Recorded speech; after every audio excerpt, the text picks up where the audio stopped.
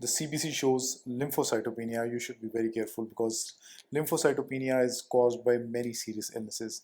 Now, what is lymphocytopenia? If the lymphocyte count in the peripheral blood is less than 1000 per microliter, this is lymphocytopenia. Now, if the patient has lymphocytopenia, see if there is any febrile illness present. If there is acute febrile illness, viral infections are the most common reason for lymphocytopenia. You see, viruses can also cause lymphocytosis, but some of the infections, they may cause lymphocytopenia as well.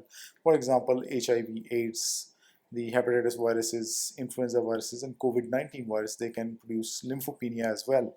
And then you can have bacterial or protozoal infections like sepsis or sepsis syndrome. This can result in lymphocytopenia. Similarly, malaria sometimes can cause lymphocytopenia.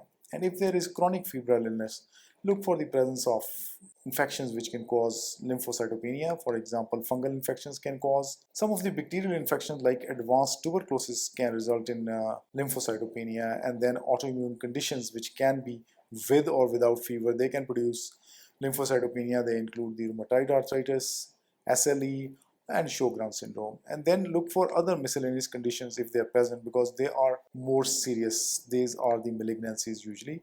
The hematological malignancies like acute myeloid leukemia, and then advanced chronic myeloid leukemia, hairy cell leukemia, the lymphocyte depletion variety of Hodgkin's disease, advanced stages of non-Hodgkin lymphoma, aplastic anemia, even pancreatic cancer in some patients can produce lymphocytopenia.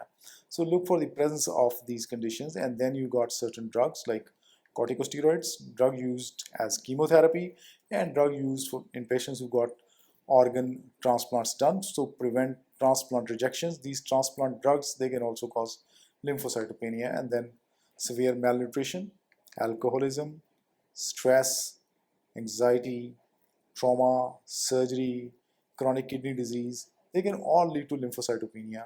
So when you are assessing the patient with lymphocytopenia, look for the presence of any of this condition which may be present and causing lymphocytopenia. Again, lymphocytopenia just indicates that the situation is not normal, it's quite serious. So be careful when you get a patient who's got lymphocytopenia.